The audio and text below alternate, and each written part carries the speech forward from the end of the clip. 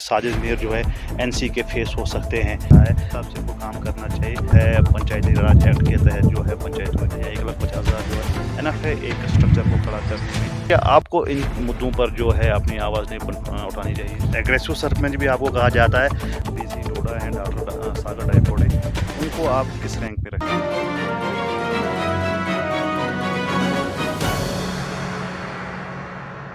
Aggressive sarpanch भी आपको कहा जाता है।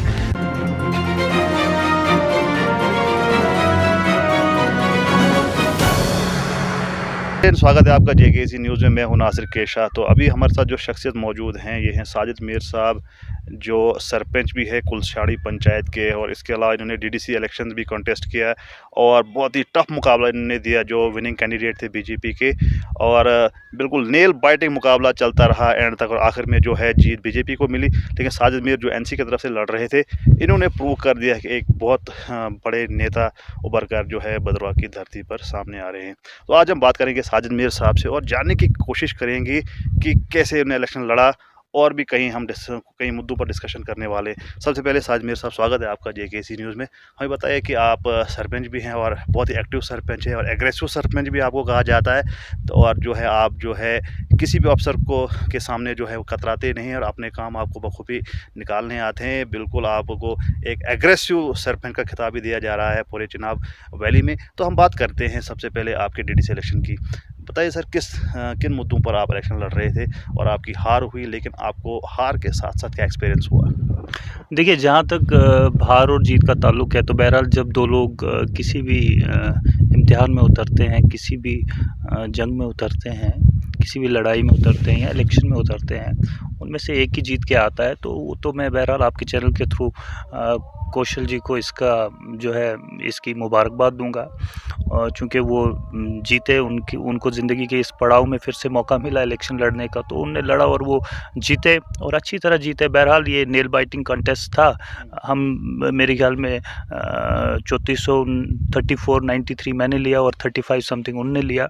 कुछ 100 वोट्स का ये मार्जिन रहा। बहरहाल जीत होती, वो जीते हैं। मैं आपके चैनल के थ्रू उनको मुबारकबाद दे। इतने ज़बरदस्त तरीके से हमारे साथियों ने हमें इलेक्शन में सपोर्ट की, हमारे लोगों ने, चाहने वालों ने, और आप देखेंगे फ्यू 100 वोट्स की वजह से हम पीछे रह गए, अदरवाइज इस वक्त कुछ और होता। बीसी डोडा एंड डॉक्टर सागर डायफोडे, उनको आप किस रैंक पे रखते हैं? क्योंकि आपकी काफ़ी उनके साथ जो है एग्रेसिव बातचीत होती रहती है, क्या कहना चाहेंगे आप?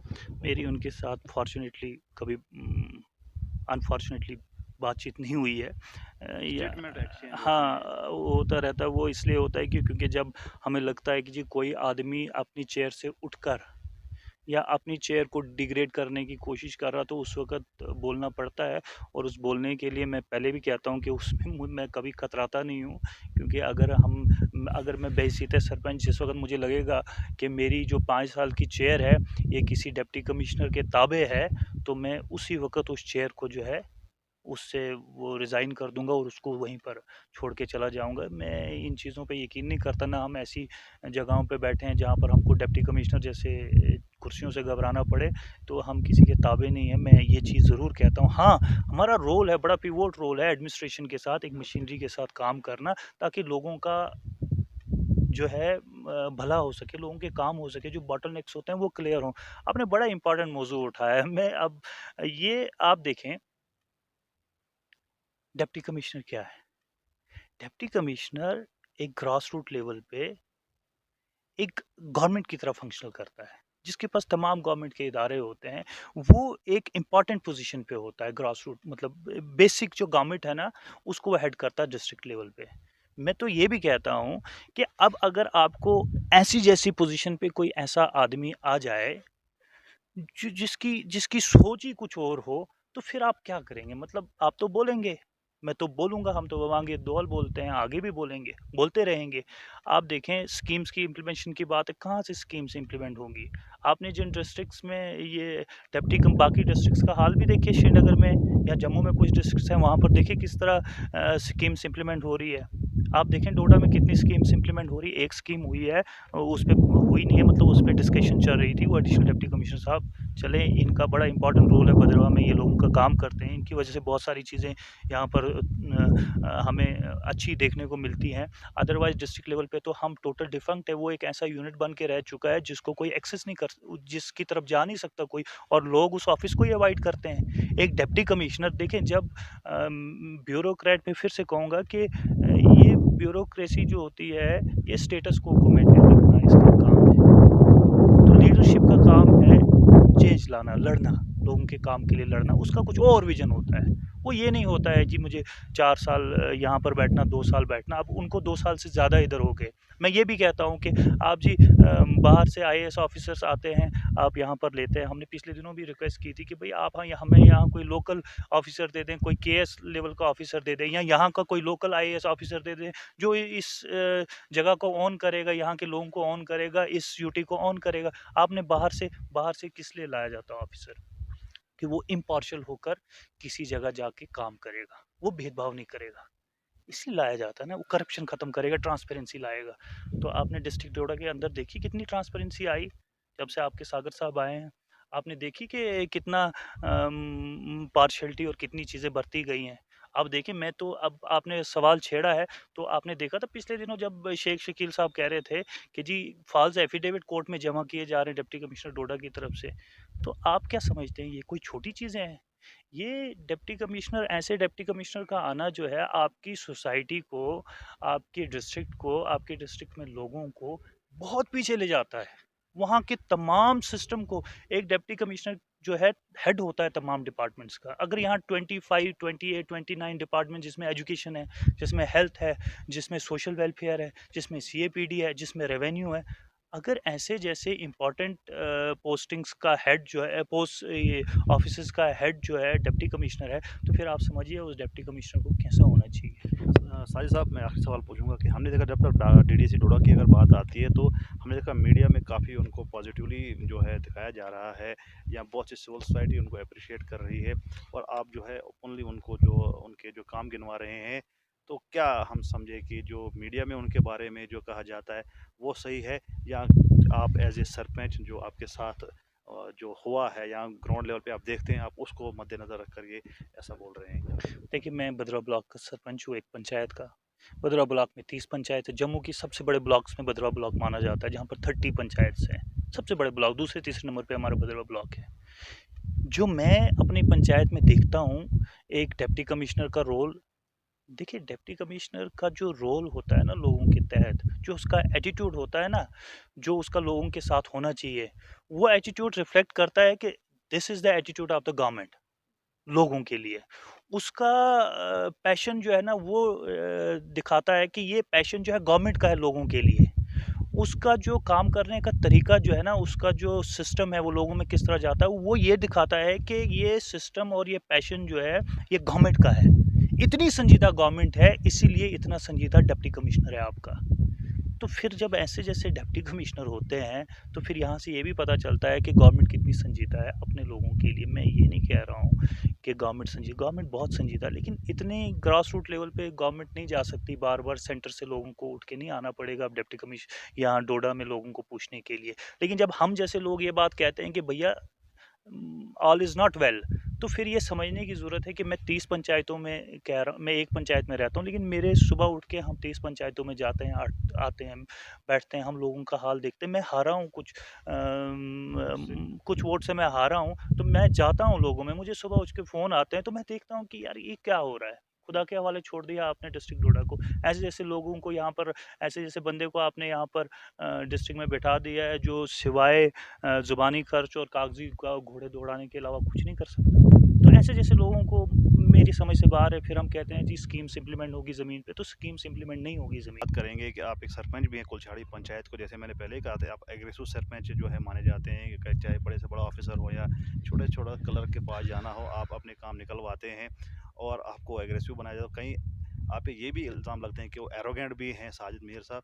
आप कैसे डिस्क्राइब करेंगे इस चीज़ को, किस तरह से आप अपनी पर्सनैलिटी को डिस्क्राइब करते हैं? देखिए, सबसे पहले मैं बताऊँ, ये जो इल्ज़ाम लगाते हैं ना, ये जो 2-4 लोग को इल्ज़ाम लगाते हैं शहर में बैठकर, तो ये वही लोग हैं जिन्होंने मुझे डीडीसी में डेंट किया वालों में से हूँ। शहर में मुझे बताने की ज़रूरत नहीं है, पूरे शहर में आया है कि मुझे इलेक्शंस में किन चीज़ों का सामना करना पड़ा था। तो अब अगर उनको ये एरोगेंस लगता है तो लगे, मुझे ये लगता है कि मैं उनको यही आज भी कहता हूँ कि भैया, अगर मैं एरोगेंट था तो फिर मैं 2-250 वोट से नहीं हारता, अगर मैं इतना एरोगेंट होता।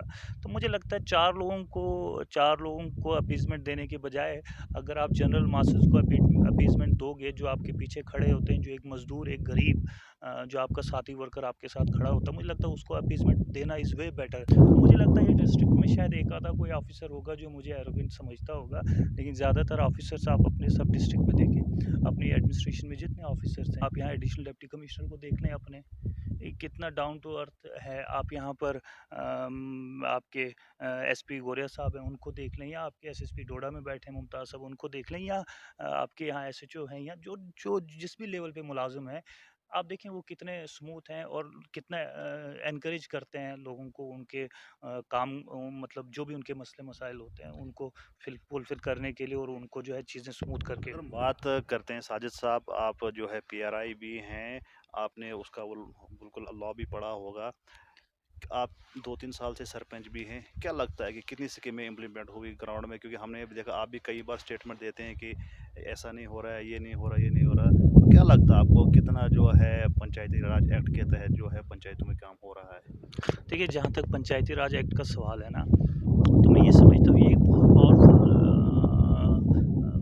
एक्ट है ग्रास रूट लेवल पे, जो पंचायत लेवल पे अपने लोगों के मसले मसाइल जो है उनको टेकअप कर सकता है, और एडमिनिस्ट्रेशन से, ऑफिसर से, जो भी ब्यूरोक्रेसी है किसी भी एंड पे, उन मसलों को लेकर, ये जो उसका रिप्रेजेंटेटिव है पंचायती राज एक्ट के तहत जो भी आता है, वो उन मसलों को वहाँ लेकर वो उन मसलों का कहीं ना कहीं जो है उनका अजाला करवा सकता है, और कहीं ना कहीं जो ये बदहाली है पंचायतों के अंदर, या जो मसले मसाइल हैं, कोई सड़क का मसला है, कोई मसला है, तो इन चीज़ों को जो है वो बहुत ज़बरदस्त तरीके से टेकअप कर सकता है और लड़ सकता है, पूरे तरीके से लड़ सकता है। लेकिन इम्प्लीमेंटेशन ऑफ स्कीम्स जो है हमारे यहाँ बहुत पुअर है। आप देखेंगे, मैं it's I mean completion of अभी 2 साल ख़त्म हो गए हैं। आज फर्स्ट टाइम जो है हमारे भद्रवाह में कहा गया है जी, ये आयुष्मान भारत के ऊपर परसों प्रोग्राम हुआ ब्लॉक में। तो आप ये समझिए कि आयुष्मान भारत में, मैंने वहाँ पर भी कहा था, 50 करोड़ लोग जो हैं सिलेक्ट हुए हैं। ये जो हम पढ़ते हैं अखबारों में, कागज़ों में या स्कीम्स में, तो इतनी ही आबादी है, मेरे ख्याल में 100 कुछ करोड़ की आबादी है। अगर आधी आबादी कवर हो गई है तो फिर हमारे लोगों को बेनिफिट भी मिलना चाहिए। लेकिन आप जाएँ, आज भी हमारे लोग अस्पतालों में दर-दर हैं, बीमार हैं, परेशान हाल है। उनके पास वसाइल कुछ भी नहीं है, उनके पास कोई गवर्नमेंट के एंड से कोई सिक्योरिटी नहीं है। अगरचे गवर्नमेंट ने सिक्योरिटीज़ दे भी रखी है ये आयुष्मान भारत के तहत, तो वो ज़मीन पर हैं कहीं नहीं। अब ये पहला प्रोग्राम था जो additional deputy commissioner Rakesh ji, जिसको हेड कर रहे थे ब्लॉक ऑफिस के अंदर, ये पहला प्रोग्राम था जो उन्होंने किया, और आप देखें इस प्रोग्राम का बेनिफिट हुआ, लोगों को अवेयरनेस हुई जितने से लोग वहाँ पर थे। लेकिन क्या ये अवेयरनेस ग्रास रूट लेवल पे पहुँचेगी? क्या हम तक तो पहुँची, लेकिन हम इसको आगे भी पहुँचाएँगे। लेकिन जो चीज़ें हमने वहाँ पर कही हैं कि आपके पास जो लिस्ट हैं, जो सेक आईडीज़ बनी हैं, उनको हमें दे दें ताकि हम वो आगे कहेंगे। और हमने वहाँ पर ज़्यादा एम्फेसिस दिया है कि जी, आपके पास जितनी भी लिस्ट हैं वो दे दें हमारे पास, और जितने भी आपके पास ये सीआईसीज़ हैं, कंसर्न्ड ऑफिशियल्स जो हैं इस काम को जो कर रहे हैं ज़मीनी सतह पे, वो उनकी ड्यूटीज़ पंचायत लेवल में लगाई जाएँ। आप जैसे नौजवान सियासत में कदम रख चुके हैं और भद्रवाह को जो सियासी यतीम कहा जाता है, लेकिन आजकल हम कह सकते हैं कि भद्रवाह में आप जैसे लोग सामने आए हैं, यंग लोग आगे आए हैं और जो है फ्यूचर जो है आप पे बिलोंग करता है। क्या आपको इन मुद्दों पर जो है अपनी आवाज़ नहीं उठानी चाहिए? देखिए, ये बड़ा सेंसिटिव इशू है दाऊ, ये जो आपका सवाल है ना, ये बड़ा इम्पोर्टेंट सवाल है। मैं सीरियसली इस चीज़ को बहुत मानता हूँ जो आप कह रहे हैं, लेकिन डिपेंड करता है कि आपके आसपास एटमॉस्फेयर क्या है, आपके पास क्या सिनेरियो है, आपके पास पॉलिटिकल फील्ड क्या है इस वक्त। 2014 में जैसे हमारे कैंडिडेट यहाँ से महबूब साहब थे, एक पढ़े लिखे आदमी थे, पहले भी काम करते आए हैं, उस वक़्त भी काम कर रहे थे डिस्ट्रिक्ट के लिए, एडिशनल भद्रवाह के लिए। वो पहले आदमी थे जिनने मुझे जम्मू से, वो सुबह कंसर्न मिनिस्टर, कैबिनेट मिनिस्टर के पास गए थे, और वहाँ से उन्होंने मुझे यहाँ मोबाइल पे भेजा था। तो मुझे वो भी याद है, हम सब लोगों को वो याद है कि वो किस तरह हुआ था, हमें मालूम है उसमें सबकी कंट्रीब्यूशन है। ऐसी अफ़वाहें भी उठ रही हैं कि साजिद मीर जो है भद्रवाह ईस्ट से आपने जो है कंटेस्ट किया और अच्छे वोट्स लिए आपको बड़ा नेल बाइटिंग रहा। तो ये भी कहीं न कहीं ऐसी बात आ रही है कि साजिद मीर जो है एनसी के फेस हो सकते हैं। तो क्या कहना चाहेंगे आप? क्योंकि ऐसा माना जा रहा है कि future belongs to Sajid Mir, NC belongs to Sajid Mir. क्या कहना चाहेंगे आप इस पर? देखिए, ये बिल्कुल मतलब ऐसी बेईमानी बात है जिस पे मैं तो बहुत कम सुनता हूँ ऐसी चीज़ों को, मुझे तो पता भी नहीं चलता। जब मैं कहीं सुनता हूँ डायरेक्टली, इनडायरेक्टली, तो मैं भी हैरान हो जाता हूँ। देखिए, मैं सबसे पहले एक चीज़ आपको बताऊँ, जब दो कर रहे हैं जी कि एनसी में, सबसे पहले तो मैं एनसी की तरफ से मुझे अगर कोई चीज़ सबसे पहले मिली है, वो मुझे मैंडेट मिला है। अब मैं उन लोगों को आपके चैनल के थ्रू, आपके थ्रू ये पैगाम देना चाहता हूँ कि जिस आदमी को एनसी में जानता कोई नहीं है, उसको मैंडेट मिला कैसे? तो ये समझने की बात है। यहाँ पर हम 2014-12 से महबूब साहब के साथ जुड़े हैं, और अगर मुझे बगैर सोचे घर में आके मैंडेट मिलता है, तो वो मुझे कौन देता है? वो मुझे वही महबूब साहब देते हैं जिनके साथ हम सियासत में चले हैं, जिन्होंने हमें हमेशा अपना पार्ट एंड पार्सल माना है, जिन्होंने हमारी कभी कोई ऐसी डिग्निटी के ऊपर बात नहीं की है कि जो हमें चुभे, और हम हो सकती है हमारी उनके साथ भी हम नाराज़ हो सकते हैं। हाँ, वो कभी-कभी ऐसा होता है कि कुछ लोग उनकी उस मुँह पे कही हुई बात को बहुत ज़्यादा अदरवाइज़ तरीके से प्रेज़ेंट करने की कोशिश करते हैं, लेकिन ऐसी कोई बात नहीं है। मैं आपको फिर से बताऊँ कि एक आदमी है, मेरा जैसा आदमी, जिसका एनसी में कोई रूट ही नहीं है, कोई जानता नहीं है, उसको घर आके मैंडेट मिला, तो वो इन्हीं महबूब साहब ने दिया। तो फिर क्या ये मुमकिन है कि जो आदमी आपको इस लेवल पे जाके इलेक्शन लड़वाता है, डीडीसी लेवल पे, तो क्या ये मुमकिन है कि हम उनके खिलाफ जाके उस इलेक्शन में उतरें, जिस इलेक्शन में हम 8 साल से जुड़े हैं, और हम चाहते हैं कि किसी तरीके से हमें जो है एक चेंज देखने में मिले लीडरशिप में, और एक ऐसा एबल लीडर, पढ़ा लिखा लीडर आए जिसको हम 8 सालों से साथ चल रहे हैं, जिसके साथ चल रहे हैं। तो क्या हम अब उसको इस पोजीशन में आए हैं कि क्या हम उसको जो है बाईपास करें? मैं ये समझता हूँ कि ये एक रूमर है, ये कुछ लोग चलाते हैं। जब मैं डीडीसी लड़ रहा था, उस वक़्त भी कुछ चीज़ें सामने आई थी, मैं उनको सिरे से नकारता हूँ। ऐसी कोई चीज़ नहीं है। आपने जो रेफ़रेंस दिया, वो बहुत बड़े लेवल का रेफ़रेंस दिया है। यहाँ पर थ्रेट्स वाली कोई बात नहीं है। वो हमें अपने दोस्त की तरह, अपने बड़े इम्पोर्टेंट वर्कर्स की तरह देखते हैं, और हमारा ये मानना है कि लॉयल्टी जो है ना, ये हमेशा पे करती है, और हम लॉयल्टी पे बहुत यकीन करते हैं, और हम ऐसी चीज़ नहीं बन सकते लोगों के कहने पे, या लोगों के इस कहे सुने पे कोई ऐसा कदम उठाएँ, या इस तरफ कोई अपना रास्ता चुनें जो अल्टीमेटली हमारे लार्जर काज़ को डेंट करेगा, जिसमें हमारा बदरवा और जो है 10-15 साल पीछे जाएगा। तो हैं कि जो कि अब डीडीसी मेंबर्स भी चुन के सामने आ चुके हैं और डीडीसी चेयरपर्सन भी आ चुका है। तो आप क्या कहना चाहेंगे? किस हिसाब से इनको काम करना चाहिए? आपकी नज़र में आप किस एंगल से देखते हैं और आपको क्या लगता है कि कैसा काम अब आगे आने वाला जो होगा? देखिए, मैं ये कहता हूँ कि ये गवर्नमेंट ऑफ इंडिया का बहुत बड़ा स्टेप है। वन शॉट में उन्होंने जम्मू कश्मीर में डीडीसी लाई। बहरहाल ये सब्जेक्ट का इशू है कि डिस्कशन का सब्जेक्ट है कि कैसे लाई, क्या इसमें हुआ, कैसे लानी चाहिए थी, और इन्हें लाई कैसे। लेकिन अगर देखा जाए, अल्टीमेटली डिस्ट्रिक्ट में जो है आपको डिप्टी कमिश्नर के ऊपर एक काउंसिल बिठा दी। ये बहुत बड़ा स्टेप है अगर इस चीज़ को समझें। लेकिन ये भी समझना बहुत ज़रूरी है कि जब डिस्ट्रिक्ट डेवलपमेंट काउंसिल बन चुकी है आज की डेट में, फिर देखना ये है कि ये डिस्ट्रिक्ट डेवलपमेंट काउंसिल कैसे रिएक्ट करती है। मैं देखता हूँ बहुत सारे डीडीसीज़ सुबह उठ के, डिस्ट्रिक्ट डेवलपमेंट काउंसिल के मेंबर जो है सुबह उठ के लाइव आना शुरू कर देते हैं, ऐसी-ऐसी तकरीरें करना, बातें करना शुरू हो जाते हैं। आम आदमी जो थोड़ा ज़हन रखता है, वो परेशान हो जाता है कि यार ये बोल क्या रहे हैं? ये क्या पर्पज़ क्या है बोलने का? उनका ये काम नहीं है। उनका काम काउंसिल चलाना है, उनका काम अपनी जो कॉन्स्टिट्यूएंसीज़ है उसमें जाके देखना है, लोगों के मसले-मसाइल देखना है। और आप सबसे ब्यूटीफुल चीज़ देखें कि आपका जो डिप्टी कमिश्नर था, आज की डेट में वो डिप्टी कमिश्नर काउंसिल का नहीं रहा है। अब वो डिप्टी कमिश्नर नहीं रहा है काउंसिल के एंड पे, वो एक चीफ एग्जीक्यूटिव ऑफिसर रहा है, उसके अलावा कुछ नहीं है जहाँ तक काउंसिल की बात है। तो अब आप देखें कि ये काउंसिल किस तरह रिस्पॉन्ड करती है, फिर ये अपने जो चीफ एग्जीक्यूटिव ऑफिसर है इसको कैसे लोगों में चलाते हैं, लोगों का काम कैसे करते हैं, ये बहुत इंपॉर्टेंट चीज़ रहेगी। मैं इसीलिए कहता हूँ कि अब डीडीसी बन चुकी है डोडा के अंदर। मैंने जिस कॉन्स्टिट्यूंसी से हारा है, वो मैंने अपने जिस कैंडिडेट से हारा है, वो कैंडिडेट फॉर्चुनेटली, हमारी खुशकिस्मत ये कि वो चेयरमैन है, और मैं ये समझता हूँ कि हम एज़ अ स्ट्रॉन्गेस्ट अपोज़िशन, क्योंकि मैं कुछ वोट से उनसे हारा हूँ, तो मैं तो स्ट्रॉन्गेस्ट अपोज़िशन करूँगा। और मैं समझता हूँ कि मेरी अपोज़िशन से हमें अगर लोगों को फ़ायदा होता है और उसमें अगर जो ये डीडीसी अगर काम करती है, तो मैं ये समझता हूँ हमारे लिए बहुत अच्छी बात होगी। बहुत-बहुत शुक्रिया। साजिद मीर साहब जो सरपंच हैं कुलशाड़ी पंचायत के और एनसी के एक स्ट्रॉन्ग कैंडिडेट जो थे भदरवा ईस्ट कॉन्स्टिट्यूएंसी से, हमने इनके साथ डिटेल में डिस्कशन की और कई मुद्दों पर बातें हुई और इनके विचार भी जानने को मिले। और ये भी जो सामने आया कि भदरवा जिसको सियासी यतीम कहा जाता है, लेकिन हमें ये जो है फ़ख्र होना चाहिए कि साजिद मीर जैसे लोग जो है वो सामने आ रहे हैं और आने वाला जो मुस्तकबिल है वो इन जैसे नौजवानों के हाथों में है, और जो अच्छी सोच रखते हैं और बड़े जो है, अगर आप एग्रेसिव ही कहेंगे तो अपने जो भदरवा के लिए जो अगर एग्रेसिव जो है नेता होना चाहिए, तभी वो जो है भदरवा के लिए काम कर सकता है, भदरवा के लिए जो भदरवा के हकूक़ है उनके लिए लड़ सकता है और यहाँ पर जो डेवलपमेंट कर सकता है।